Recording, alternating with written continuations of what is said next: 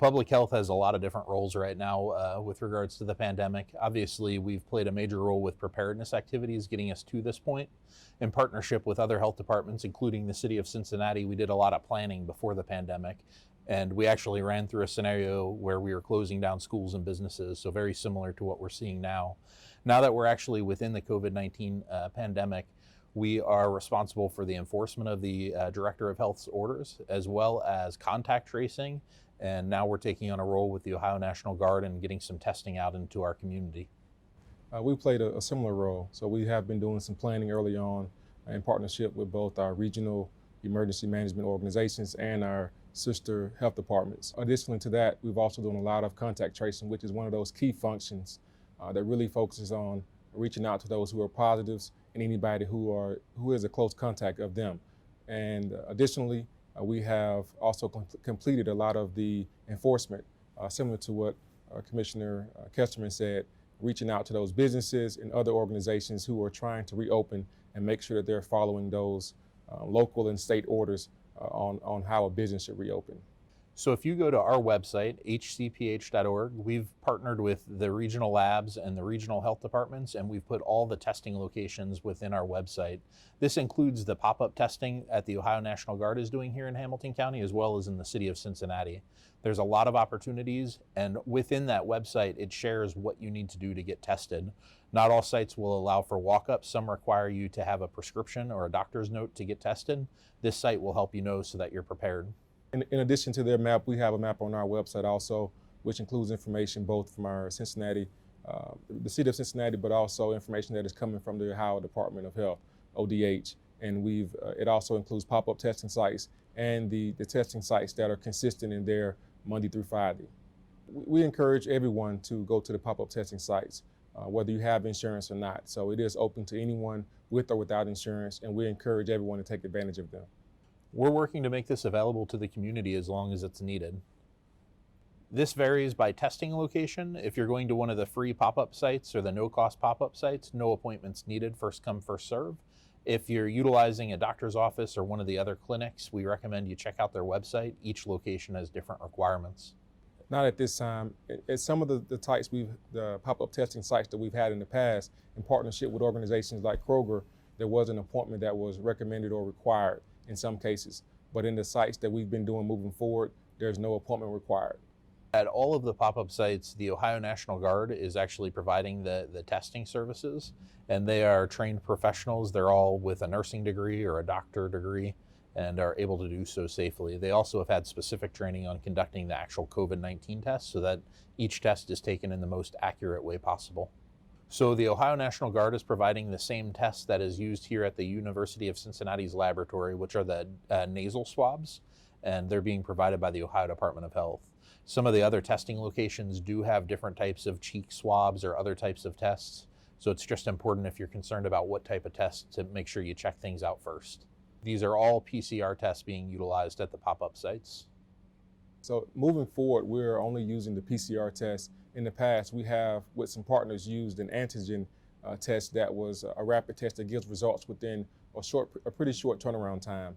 We did see that there is a possibility of some false positives and false negatives with those tests. The percentages are very low, but we still like to, moving forward, we want to make sure that we're focusing on those PCR tests that has a very high probability of being accurate.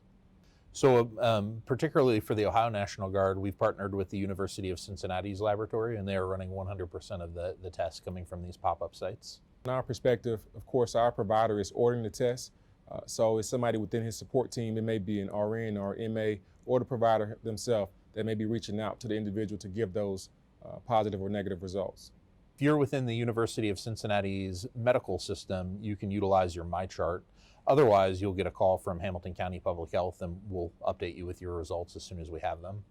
So each test gets the registration form inserted within it, so everything kind of stays close together. And we're utilizing medical professionals to make sure we're doing this following the best standards of care. Similar, we're using both the registration form and making sure that information is consistent with what's on the tube that the specimen is placed into. Additionally, we have a separate form that has a control number that we keep internally to make sure that we have a verification system that we're conducting the right tests and contacting and giving the right results.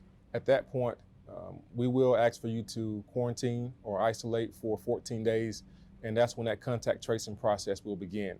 So we'll be reaching out to you, asking who have been your close contacts, and getting a brief history of where you've been within a couple of days, maybe 48 hours of testing positive or being tested, so that we can reach back to see if there's anybody that we may need to contact to make sure that they're safe and quarantining also. So contact tracing is a critical tool for stopping this pandemic. And with each call, we are successful at keeping people home and keeping their contacts at home, and therefore slowing the pandemic from spreading. You know, it's really important when you receive that call from public health that you follow all of the directions and you're as honest as possible. If we don't have the right information, then we can't slow the spread of COVID-19. We have a list of all those positive cases because we have a lot of follow-up work to do, but we are not tracking negative cases. They might be part of the laboratory list of individuals, but it's all aggregate data. I believe we are all working kind of to try and pick the neighborhoods where we see the greatest need. Within Hamilton County, we looked at the zip codes identified by the governor and made sure that we were providing accessible sites within those specific neighborhoods. We're relying on our community partners as well to make sure that we have sites throughout the county and all locations where there might be a need. In addition, Hamilton County commissioners have committed another $19 million to help increase testing throughout Hamilton County, and they will be doing a little bit more of the same kind of work, identifying hotspots and identifying locations with the highest cases of COVID-19. For the city, it's been a collaborative approach. We've reached out to our community partners and really allowed the data to drive us to where the testing is needed.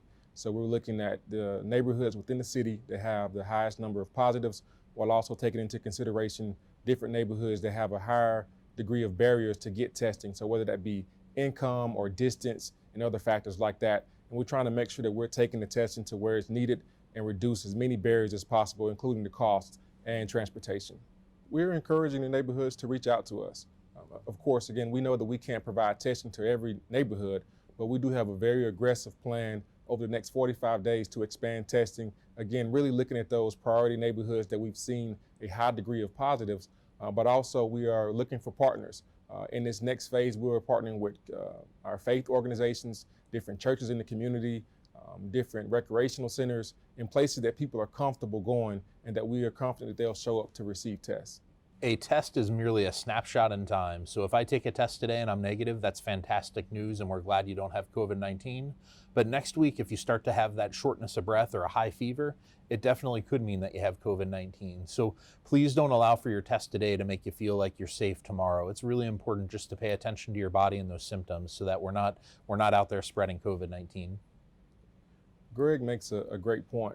I think the important thing that people need to know is that just because you test negative, we really need you to continue to follow the governor's, the state guidance on wearing a mask, social distancing, and practicing safe hand hygiene and other hygiene, because that's what's going to help us stop the spread of this virus.